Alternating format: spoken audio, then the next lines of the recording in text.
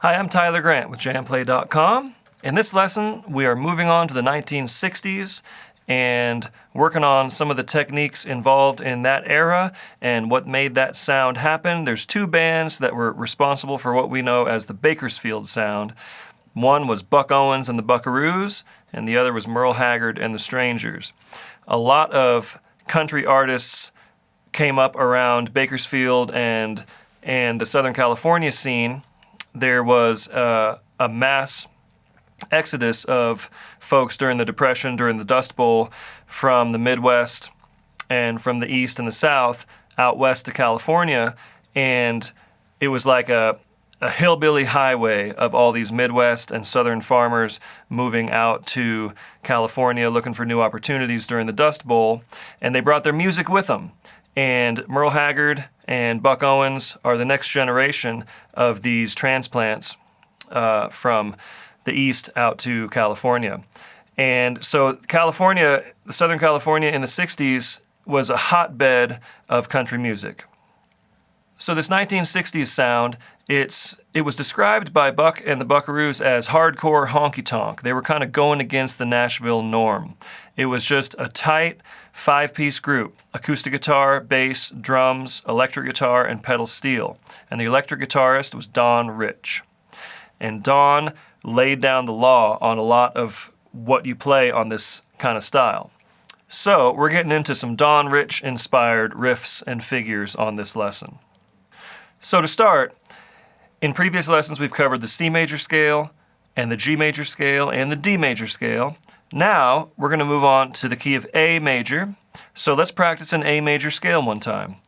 Start by strumming the chord, an A major chord.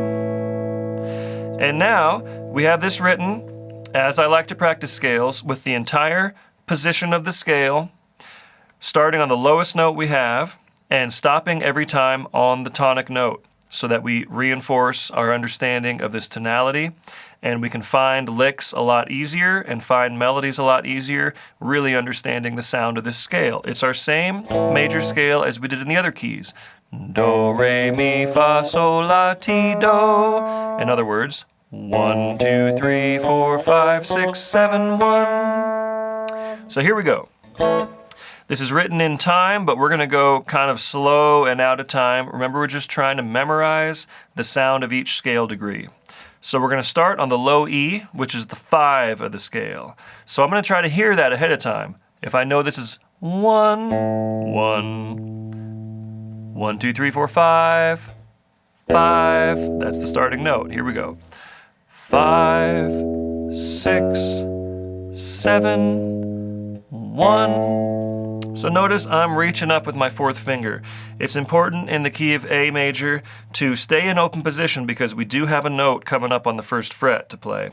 Most of it is on the second and fourth frets, but we do have a first fret note, so I'm going to stay in open position. So I'm going to use open, second finger, fourth finger, open, like so. Moving on from there, here's the tonic, and 1, 2, 3, open D, 4, 5, 6, 7, 1. Now we have to shift positions, so I'm going to play this 1, and then 2 with my pinky. Now I shift up to my first finger here. 3, 4, 5, 6, 7, 1. You kind of have to do that just to reach these high notes. Now we'll descend.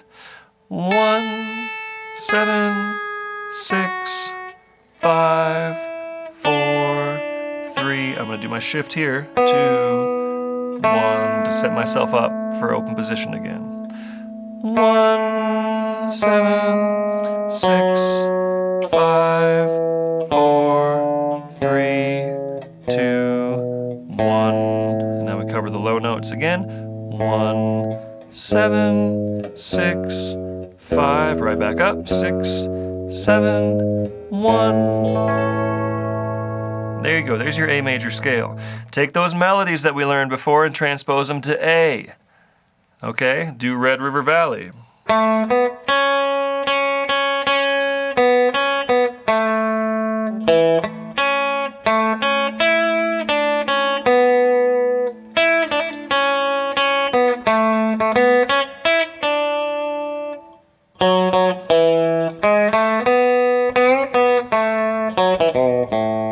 Have fun with those melodies. All those melodies you know in one key, transpose them to other keys. Find other cool musical ways to play them. This is all about you finding your own sound and understanding music. Okay, next we're going to address the A minor pentatonic scale. As guitarists, you might have done this kind of thing before.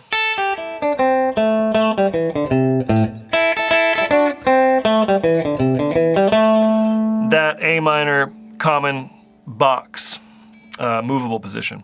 So you may not have played it in open position before, and this is a big part of Don's playing. He does a bunch of these open position kind of A minor pentatonic licks. So let's learn the A minor pentatonic scale. We're in the context of A major still. I know that might seem kind of strange to think about. You could use this on an A minor chord, of course. Every pentatonic scale relates to its specific chord.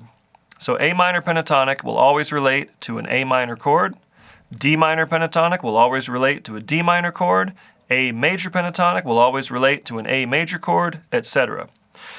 If I'm playing a major chord and I'm playing a minor pentatonic over it, what's going to happen is it's going to sound bluesy. It has the blues notes in it, the flatted third and the flatted seventh. So an A minor pentatonic has these scale degrees. 1, flat 3, 4, 5, flat 7, 1. A flatted note is simply a note from the scale lowered a half step. So we've lowered the third and we've lowered the seventh, and we've left out a couple other notes in the scale to make this A minor pentatonic scale. So let's try it. Still have that A major sound in our head. And we're going to start on the low E, and that's the 5. 5, and then the third fret is the flat 7, and then the tonic. 1, moving on from there. 1, flat 3, 4, 5, flat 7, 1. Moving on from there. 1, flat 3, 5, 4, 5, flat 7, 1. We're reaching all the way up to that high octave. Moving down from there. 1, flat 7, 5, 4, flat 3, 1. Descending from there. 1, flat 7, 5, 4, flat 3, 1. And then the low notes again. 1, flat 7, 5, flat 7, 1. There you go. One more interpolation of this minor pentatonic. We add a note to it. We add the flatted fifth, and that's what makes the scale commonly known as the blues scale. So that's 1, flat 3, 4, flat 5, 5, flat 7, 1. That's where all those real bluesy licks come from. So let's practice that A minor blues scale. Again, we're thinking about this A major chord, because we're going to be in the key of A major, but we're going to sound bluesy. That's part of this 1960s style, is keeping it kind of bluesy with those flatted sevenths and flatted thirds quite a bit. So here we go, starting on the low E, and that's 5, and then flat 7, 1, and then from there, 1, flat 3, 4, flat 5, 5, flat 7, 1. Moving on. 1, flat 3, 4, flat 5 with the pinky, open E, 5, flat 7, and then descending. 1, flat 7, 5, flat 5, 4, flat 3, 1, descending from there. 1, flat 7, 5, flat 5, 4, flat 3, 1, and then the low notes. 1, flat 7, 5, flat 7, 1. So we go really slow and deliberate because I want you to understand if you're playing a lick that goes flat 5, 4, flat 3, 1, that you'll know how to do it in another place. Because you understand that's 1, that's flat 3, that's 4, that's flat 5.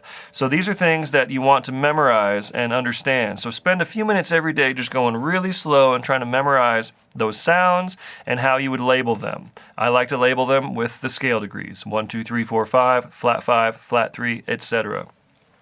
But it all relates to the tonic note, and the only way to gain true understanding of this is to practice that major scale quite a bit and memorize those intervals. Because if you got 1, 2, 3, 4, 5, 6, 7, 1, well then you know where the flat 7 is, then you know where the flat 3 is, because you've memorized where the major intervals are. So you just flat them.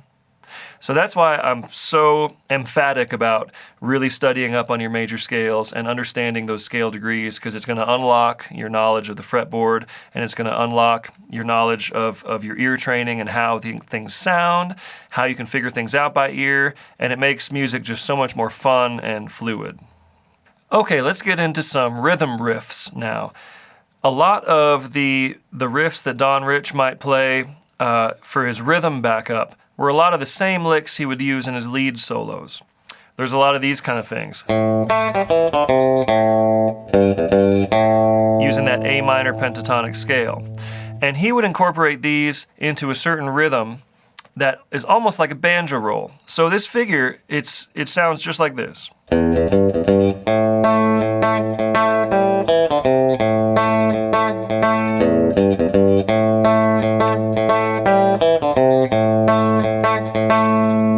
It's syncopated in this almost kind of threes, like a triplet. 1 E and a 2 E and a 3 E and a 4 E and a 1 E and a 2 E and a 3. And it's almost like a banjo roll. And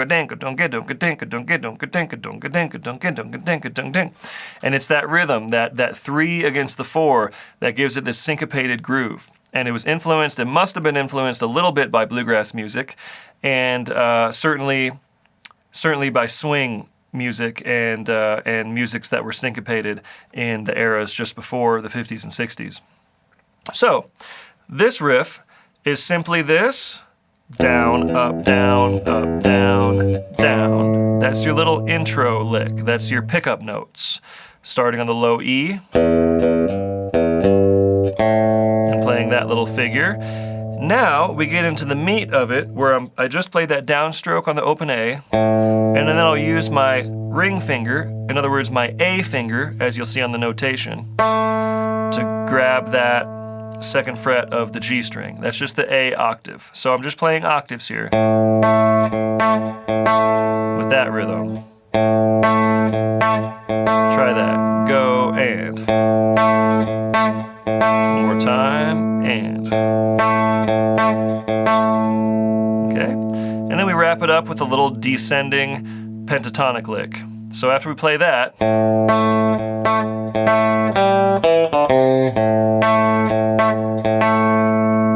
and that's the figure.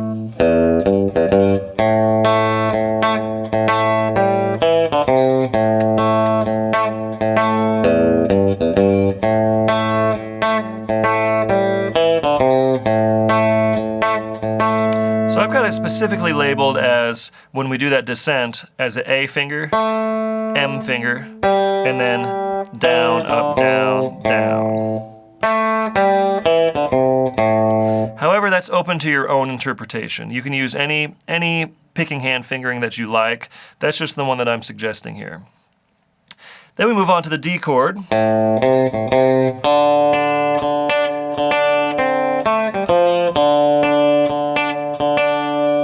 Same lick, just moved up to a D chord. Now I might use the third finger on that high note, Sometimes I use the fourth finger because I like to do my D minors this way sometimes, or my D majors as well. Or use the third finger, whatever you like.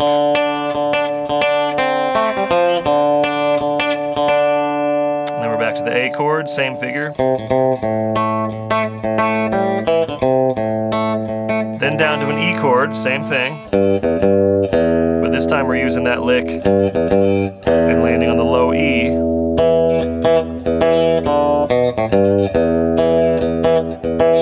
That'd be the exact same shape, exact same pattern as your A chord. The D is different because you're on the B string, so you got that little thing to navigate. The A is exactly the same fingerings and relationship as the E chord and the A. So let's try this rhythm figure number 1, inspired by Don Rich, over the JamPlay blues in A, slow tempo. 1, 2, 3.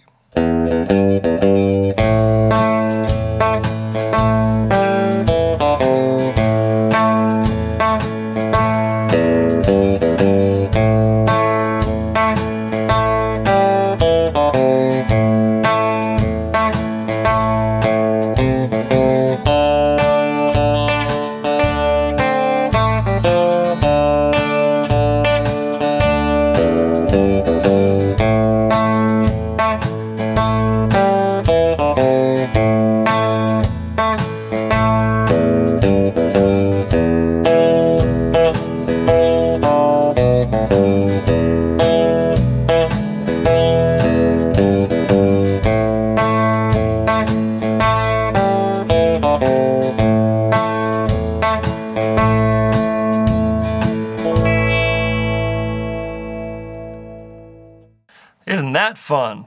We're really grooving now. The 60s had this really jumpy, this Bakersfield sound was a jumpy, exciting, almost a rock and roll kind of thing. They were definitely influenced by sounds they were hearing, and the Beatles and all these rock and pop groups from the 60s were heavily influenced by Buck Owens and the Buckaroos. Here's a variation on that. Same notes happening, it's just a slight variation on a couple of the rhythms. It starts with the same lick. Now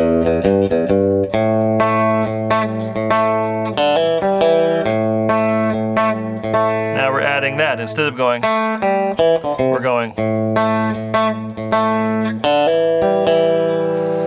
That's just a little hammer on the D, string up to the 2nd fret.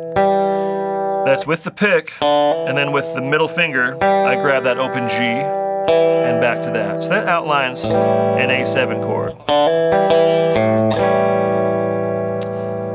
So, really slow, just that figure on the A chord. We do the same figure on each chord. So let's just play it a couple times on the A. Ready and a go.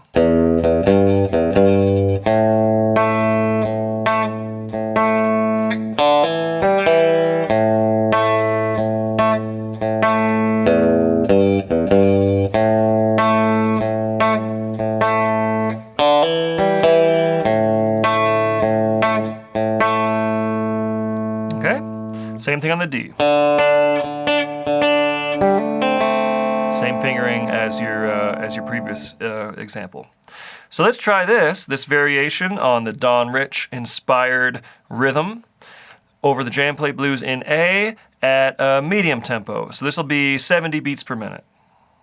1, 2, 3.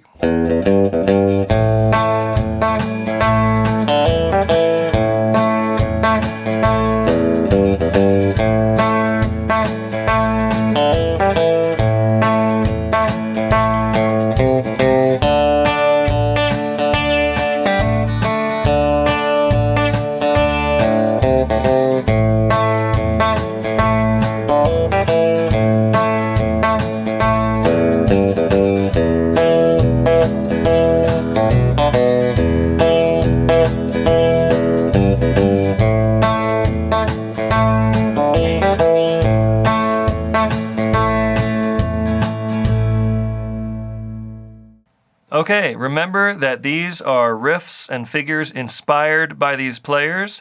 We are not using their exact stuff. You have to listen to the music and absorb it for yourself. You can sit and watch these Buck Owens shows on YouTube. You can listen to any Buck Owens album and hear these riffs and figures. So be sure to listen to a lot of this music and take these tools and figure it out on your own and develop your own style using these tools and these Don Rich inspired riffs and figures. So have fun with that, and we'll see you next lesson.